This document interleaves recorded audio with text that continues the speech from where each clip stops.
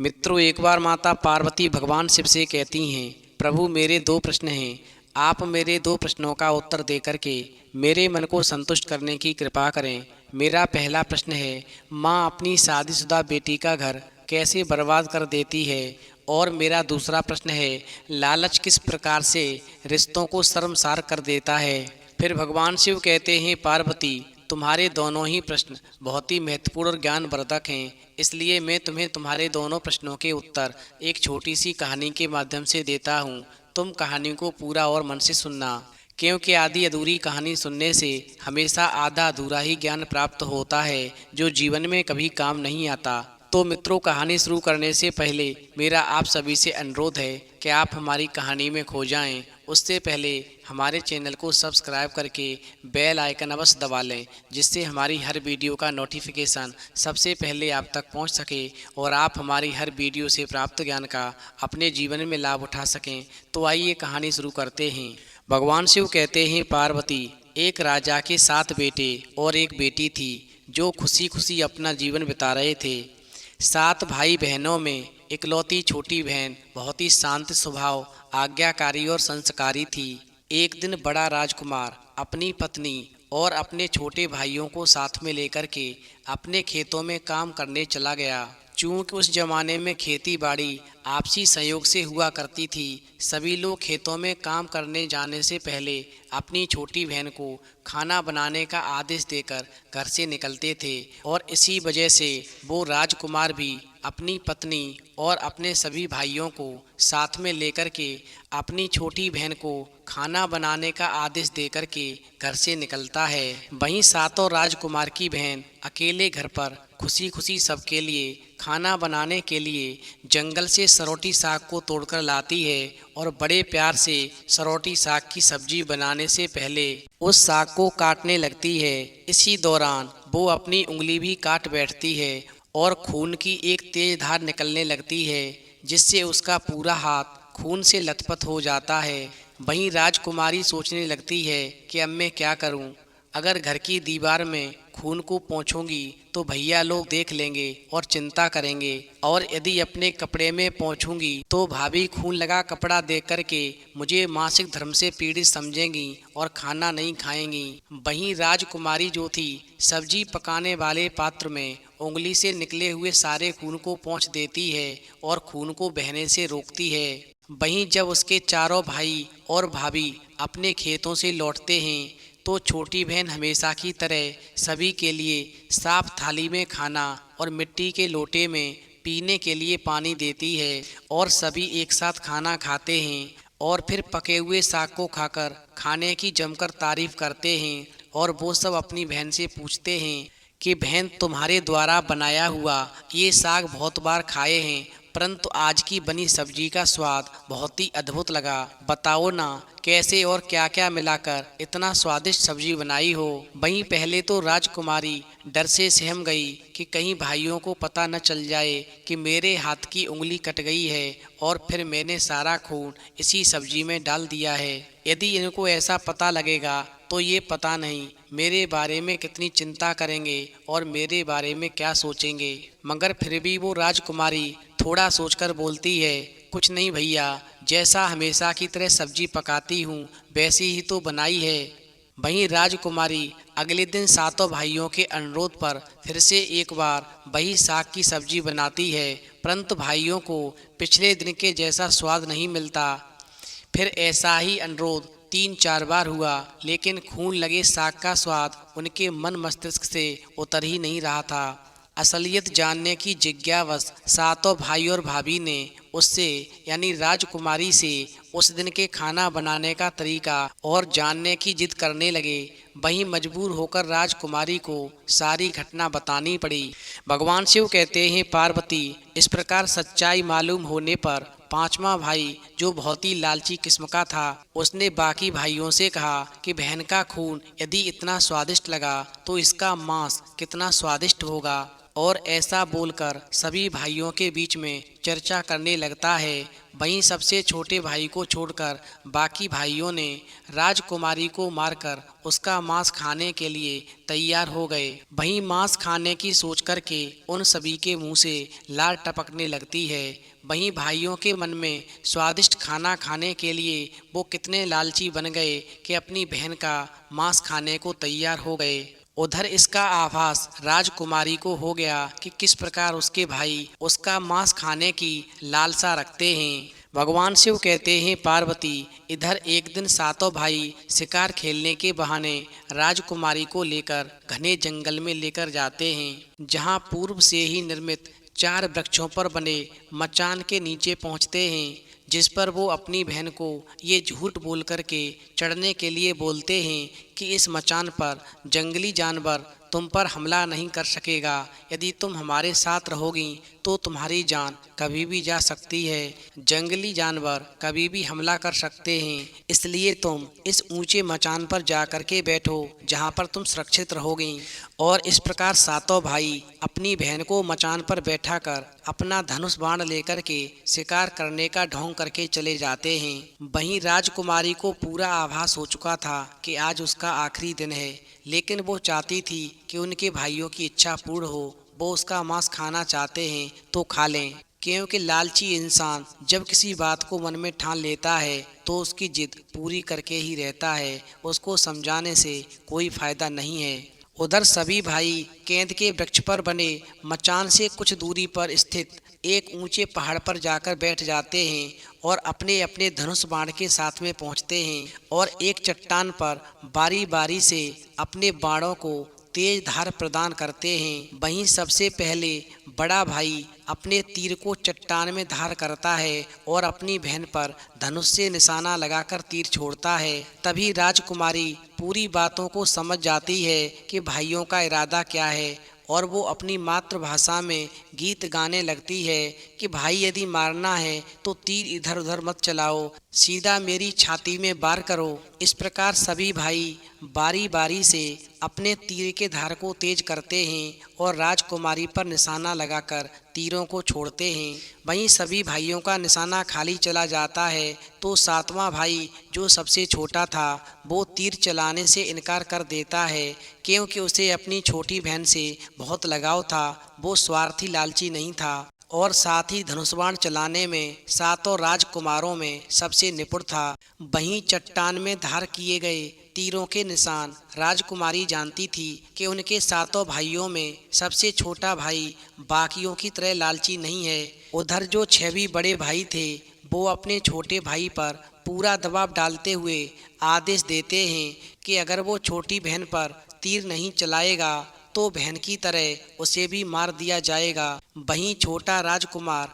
उदास मन के साथ में तीर को थोड़ा ही धार करके दूसरी दिशा में तीर को छोड़ने की कोशिश करता है और तीर को धीरे से छोड़ता है। वहीं राजकुमारी हर बार की तरह इस बार भी वही गीत गाती है, अरे भाई, तीर को इधर उधर मत छोड़, सीधा मेरी छाती पर छोड़।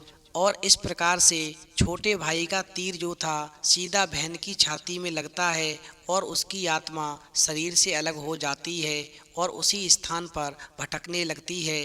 तभी वो आत्मा देखती है कि उसके शरीर का मांस खाने के लिए उसके भाई कैसे लालच करते हैं और सबसे छोटे राजकुमार को जबरदस्ती मारपीट करके उसके शरीर को काटने का आदेश देते हैं। वहीं बहन के मांस को पकाने के लिए बहुत सारी सूखी लकड़ी लाने के लिए छोटे राजकुमार को जंगल भेजा जाता है और फिर छोटा भाई जंगल में खोज खोज करके ढेर सारा लकड़ी जमा करता है और सोचता है कि इतनी सारी लकड़ी को कैसे लेकर जाऊंगा। बड़े भाइयों ने मुझे बहुत कम रस्सी दी है, वो भी टुकड़ों में दी है, इनको जोड़कर भी रस्सी लकड़ियों में नहीं बांध पाऊंगा। वहीं देर होने के डर से राजकुमार उदास होकर रोने लगता है और उसके आंखों से आंसू धरती में गिरने लगते हैं। भगवान शिव कहते हैं, पार्वती, इस प्रकार छोटा भाई अपनी बहन को याद करके रो ही रहा होता है, तभी एक नाग देवता वहां पर आते हैं और पूछते हैं, तुम क्यों रो रहे हो राजकुमार।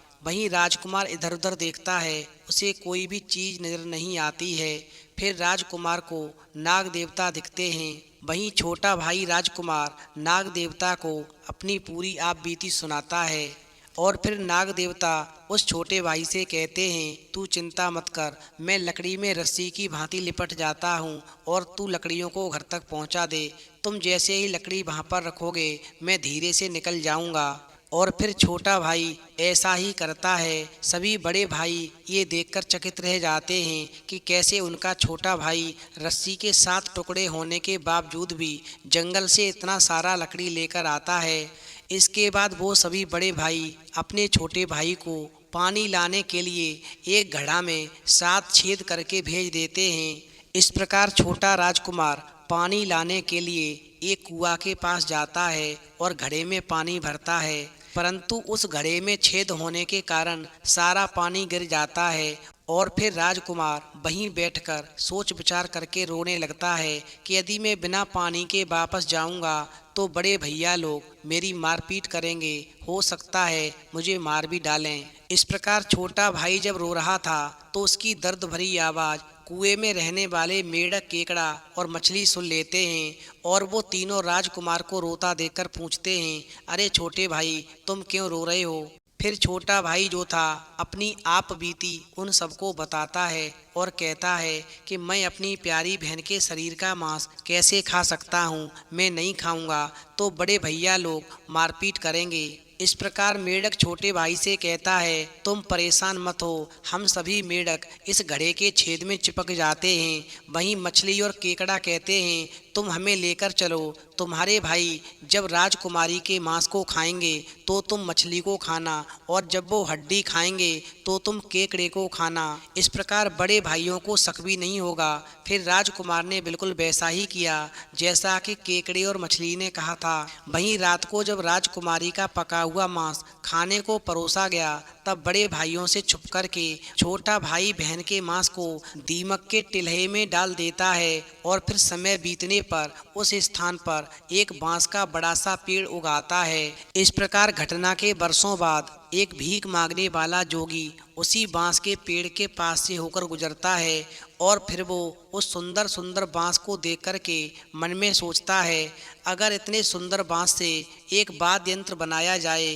तो कितना सुरीला धुन निकलेगी। इधर वो जोगी बांस काटने को मन में सोच ही रहा था, उसी समय बांस से आवाज आती है, अरे जोगी भाई जल्दी से काट ले और तू एक अच्छी सी बांसुरी बना ले।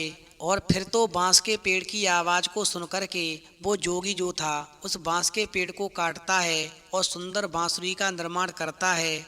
इस प्रकार उस बांसुरी से इतनी मधुर धुन निकलती है कि जोगी जहाँ जहाँ उसे बजाता है उस बंसी की धुन को सुनकर के सभी मंत्रमुग्ध हो जाते हैं। भगवान शिव कहते हैं, पार्वती, इस प्रकार एक दिन जोगी घूमते घूमते सबसे बड़े भाई यानी बड़े राजकुमार के घर पहुंच जाता है और अधिक धन के लालच में जोगी जोर जोर से उस बांसुरी को बजाना शुरू करता है, परंतु हर बार जोगी मीठा और सुरीला स्वर निकालने का प्रयास करता है, लेकिन जो बांसुरी से स्वर निकलता है वो कर्कश हो जाता है और जब भी जोगी कुछ नया धुन बजाने की कोशिश करता है तो बार बार उसमें से एक ही धुन निकलती है कि यहाँ से आगे बढ़ जा, ये तो मेरे दुश्मन का घर है, यहाँ पर मुझे मत बजा। और फिर बड़ा राजकुमार यानी बड़ा भाई जब इस बात को सुनता है तो उस जोगी की मारपीट करके उसे अपने घर के आगे से भगा देता है। इस प्रकार वो सभी 6 भी भाइयों के घर पर जाता है, लेकिन बार बार बांसुरी से एक ही आवाज़ आती है कि ये मेरे दुश्मनों का घर है, यहाँ पर मुझे मत बजाओ, यहाँ से आगे चलो। इस प्रकार जोगी जब बांसुरी को लेकर के सबसे छोटे भाई के घर पर जाता है तो उस बांसुरी से आवाज़ निकलती है कि ये मेरे भाई का घर है और उस बांसुरी से बहुत ही सुंदर और सुरीला स्वर निकलता है, जिस स्वर को सुनने के बाद में छोटा भाई उस स्वर पर मोहित हो जाता है और उस जोगी को बहुत सारा धन देकर के उस बांसुरी को खरीद लेता है और बढ़िया तरह से मेहमान नवाजी करके उस जोगी को अपने घर से विदा कर देता है। इस प्रकार समय धीरे धीरे बीतता है। एक दिन छोटा राजकुमार यानी छोटा भाई अपने किसी काम से कुछ दिनों के लिए बाहर जाता है। जब वो वापस लौटता है तो देखता है कि उसका कमरा बहुत ही सुंदर ढंग से सजा हुआ है और घर के सारे बर्तन अच्छे तरीके से रखे हुए हैं। तभी छोटा भाई मन में सोचता है कि हमेशा मेरे कमरे की साफ सफाई घर के नौकर करते हैं, लेकिन मेरे कमरे को कभी भी इतना सुंदर सजाया नहीं गया। फिर वो राजकुमार अपने नौकरों से पूछताछ करता है कि मेरे कमरे को इतना सुंदर किसने सजाया है। वहीं नौकरों के मना करने पर राजकुमार यानी छोटा भाई मन में सोचता है शायद कोई भाभी आई होगी जो मेरे कमरे को सजाकर चली गई होगी। और फिर जब राजकुमार घर से बाहर काम के लिए जाता है तो यही घटना हर बार देखने को मिलती है। वहीं लगातार ऐसा होने के कारण राजकुमार के मन में इस बात के राज को जानने की जिज्ञासा उमड़ने लगती है। आखिरकार मेरे जाने के बाद में मेरे घर को इतने सुंदर ढंग से कौन सजाता है। और फिर वो अपने भाइयों तथा भाभियों से भी पूछता है और फिर वो सभी लोग सजावट करने की बात से साफ साफ मना कर देते हैं। इस प्रकार एक दिन राजकुमार सच्चाई का पता लगाने के लिए किसी काम का बहाना करके बाहर जा रहा हूँ ऐसा बोलकर जाता है और बाहर न जाकर के चुपचाप घर में आकर के पुनः वापस आकर छुप जाता है। और फिर कुछ समय इंतजार करने के बाद में छोटा भाई क्या देखता है कि एक खूबसूरत सी लड़की उस बांसुरी से निकल कर के कमरे के अंदर आती है और सारे कमरे की साफ सफाई करके वापस उसी बांसुरी में समा जाती है। फिर तो ऐसा देख कर के राजकुमार की आंखें खुली की खुली रह जाती हैं, चूंकि उस लड़की की शक्ल जो है राजकुमार की छोटी बहन के जैसी ही होती है। वहीं राजकुमार अगले दिन फिर से एक बार उसी प्रकार छुप जाता है और उधर जैसे ही वो सुंदर लड़की पूरे कमरे की साफ सफाई का काम खत्म करके पुनः बांसुरी में जाने वाली होती है, तभी छोटा भाई उस लड़की का हाथ पकड़ लेता है और उस बांसुरी को जला देता है, जिसके बाद वो लड़की हमेशा के लिए मानव के रूप में परिवर्तित हो जाती है और फिर दोनों भाई बहन खुशी खुशी अपना जीवन जीने लगते हैं। अंत में भगवान शिव कहते हैं पार्वती, इस प्रकार 6 भी बड़े भाइयों ने लालच में आकर के अपनी ही बहन का कत्ल कर दिया और जो अपनी बहन के मांस को खा सकता है वो कभी किसी का सगा नहीं हो सकता। इसलिए इंसान को कभी भी लालच नहीं करना चाहिए। वहीं तुम्हारा दूसरा प्रश्न था कि एक माँ किस प्रकार से अपनी शादीशुदा बेटी का घर बर्बाद कर देती है, तो समझ लो माँ अपनी बेटी की ससुराल अनावश्यक पत्र भेज करके बेटी की ससुराल के मसलों में अनावश्यक हस्तक्षेप करके अपनी बेटी को समायोजन और सहनशीलता न सिखाने से बेटी को उसके सास ससुर से दूर करवा कर केवल पति को लेकर घर में ही अलग रहने की सलाह देकर के एक माँ अपनी ही शादीशुदा बेटी का घर पूरी तरह से बर्बाद करवा देती है। इसलिए यदि जो माँ बाप ये चाहते हैं कि हमारी शादीशुदा बेटी का जीवन हमेशा खुशियों से भरा रहे तो उसको गलत काम करने के लिए बिल्कुल भी सह नहीं दें। तो मित्रों, यदि आपको कहानी पसंद आई हो तो आप हमारे चैनल को सब्सक्राइब करें और भगवान शिव और पार्वती के लिए एक लाइक करना बिल्कुल न भूलें और जीवन में कभी लालच बिल्कुल ना करें।